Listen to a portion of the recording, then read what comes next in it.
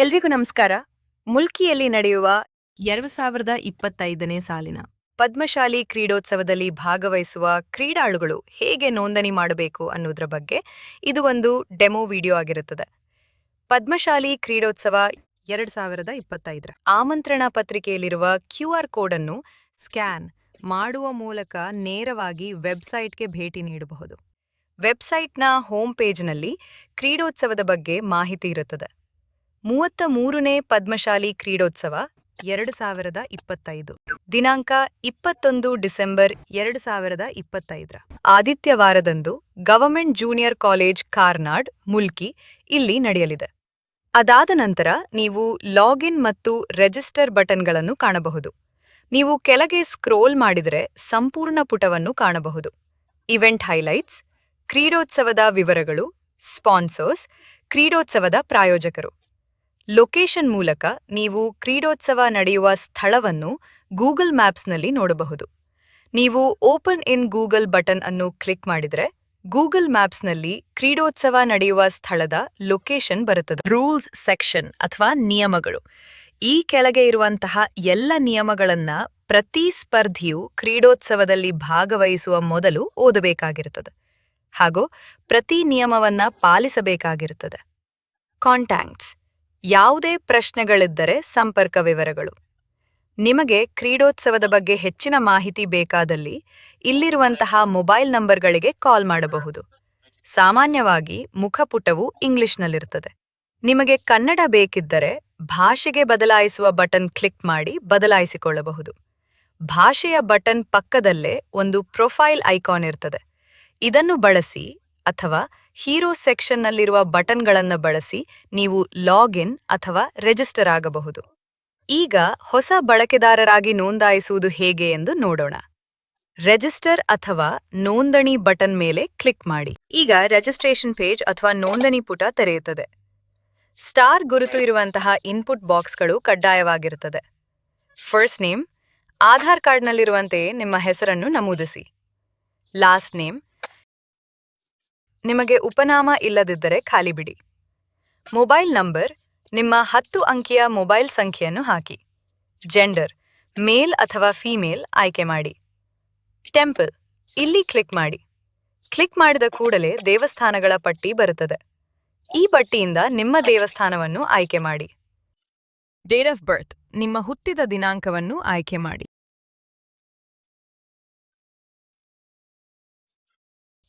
Aadhaar number, ನಿಮ್ಮ ಆಧಾರ್ ಸಂಖ್ಯೆಯನ್ನು ನಮೂದಿಸಿ.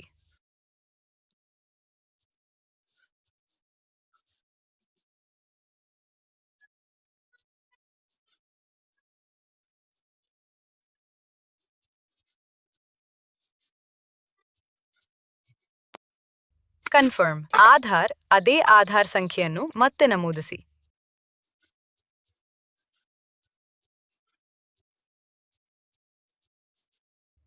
ಇಮೇಲ್ ಅಡ್ರೆಸ್, ಇದು ಐಚ್ಛಿಕ. ಇಮೇಲ್ ಇದ್ದರೆ ಮಾತ್ರ ಹಾಕಿ. ಪಾಸ್ವರ್ಡ್, ನೆನಪಿರುವಂತಹ 6 ಅಂಕಿಯ ಪಾಸ್ವರ್ಡ್ ರಚಿಸಿ. ಕನ್ಫರ್ಮ್ ಪಾಸ್ವರ್ಡ್, ಅದೇ ಪಾಸ್ವರ್ಡ್ ಅನ್ನು ಮತ್ತೆ ಟೈಪ್ ಮಾಡಿ. ಎಲ್ಲವನ್ನೂ ತುಂಬಿದ ನಂತರ ಒಮ್ಮೆ ಪರಿಶೀಲಿಸಿ, ನಂತರ ಕಂಟಿನ್ಯೂ ಬಟನ್ ಕ್ಲಿಕ್ ಮಾಡಿ. ಕಂಟಿನ್ಯೂ ಕ್ಲಿಕ್ ಮಾಡಿದ ನಂತರ ನೀವು ನಿಯಮಗಳು ಮತ್ತು ಷರತ್ತುಗಳ ಪುಟಕ್ಕೆ ಹೋಗುತ್ತೀರಿ. ಇಲ್ಲೂ ಕೂಡ ನೀವು ಭಾಷೆಯನ್ನು ಕನ್ನಡಕ್ಕೆ ಬದಲಾಯಿಸಿಕೊಳ್ಳಬಹುದು. ಎಲ್ಲ ನಿಯಮಗಳನ್ನು ಓದಲು ಕೆಳಗೆ ಸ್ಕ್ರೋಲ್ ಮಾಡಿ. ಮುಂದುವರಿಯಲು I accept the rules and terms check box ಅನ್ನು ಟಿಕ್ ಮಾಡಿ. ನಂತರ ರಿಜಿಸ್ಟರ್ ಬಟನ್ ಕ್ಲಿಕ್ ಮಾಡಿ. ಇಲ್ಲಿಗೆ ನಿಮ್ಮ ನೋಂದಣಿ ಪ್ರಕ್ರಿಯೆ ಪೂರ್ಣಗೊಳ್ಳುತ್ತದೆ. ನೋಂದಣಿ ನಂತರ ನಿಮ್ಮ ಡ್ಯಾಶ್ಬೋರ್ಡ್ ಪುಟ ತೆರೆದುಕೊಳ್ಳುತ್ತದೆ. ಪುಟದ ಮೇಲ್ಭಾಗದಲ್ಲಿ ನಿಮ್ಮ ದೇವಸ್ಥಾನದ ಕ್ರೀಡಾ ಅಡ್ಮಿನ್ ಹೆಸರು ಮತ್ತು ಮೊಬೈಲ್ ಸಂಖ್ಯೆ ಇರುತ್ತದೆ. ಅದಾದ ನಂತರ ನಿಮ್ಮ ಹೆಸರು, ವಯಸ್ಸು, ಏಜ್ ಕ್ಯಾಟಗರಿ ಮತ್ತು ದೇವಸ್ಥಾನದ ಹೆಸರು ಇರುತ್ತದೆ. ನೋಂದಣಿಗೆ ಇರುವ ಕೊನೆಯ ದಿನಾಂಕ 18 ಡಿಸೆಂಬರ್ 2025. ಈ ದಿನಾಂಕದ ನಂತರ ನೋಂದಣಿ ಸ್ವೀಕರಿಸಲಾಗುವುದಿಲ್ಲ ಎಂಬುದನ್ನು ಗಮನಿಸಿ. ಅದರ ಕೆಳಗೆ ನಿಮ್ಮ ವಯಸ್ಸಿನ ವರ್ಗಕ್ಕೆ ಲಭ್ಯವಿರುವ ಕ್ರೀಡೆಗಳ ಪಟ್ಟಿ ಇರುತ್ತದೆ. ನೀವು ಗರಿಷ್ಠ 3 ಕ್ರೀಡೆಗಳಿಗೆ ಮಾತ್ರ ನೋಂದಾಯಿಸಿಕೊಳ್ಳಬಹುದು. ಕ್ರೀಡೆಗೆ ರಿಜಿಸ್ಟರ್ ಮಾಡಲು ರಿಜಿಸ್ಟರ್ ಬಟನ್ ಅನ್ನು ಕ್ಲಿಕ್ ಮಾಡಿ. ನೀವು ಒಂದು ಕ್ರೀಡೆಗೆ ರಿಜಿಸ್ಟರ್ ಮಾಡುವಾಗ ಆ ಕ್ರೀಡೆಗೆ ನೋಂದಾಯಿಸಿದ ಮೊದಲ 3ರಲ್ಲಿ ನೀವೊಬ್ಬರಾಗಿದ್ದರೆ ನಿಮ್ಮ ಸ್ಟೇಟಸ್ ರಿಜಿಸ್ಟರ್ಡ್ ಎಂದು ತೋರಿಸುತ್ತದೆ.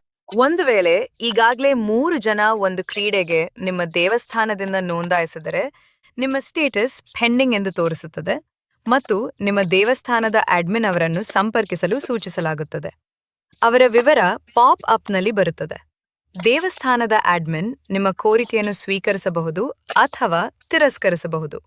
ಒಂದು ವೇಳೆ ರಿಜೆಕ್ಟ್ ಆದರೆ ಅದೇ ಪುಟದಲ್ಲಿ ಅದು ಕಾಣಿಸುತ್ತದೆ.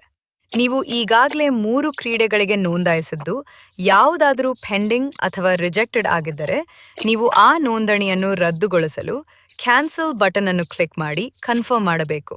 ನಂತರ ಬೇರೆ ಕ್ರೀಡೆಗೆ ರಿಜಿಸ್ಟರ್ ಮಾಡಲು ಪ್ರಯತ್ನಿಸಬಹುದು.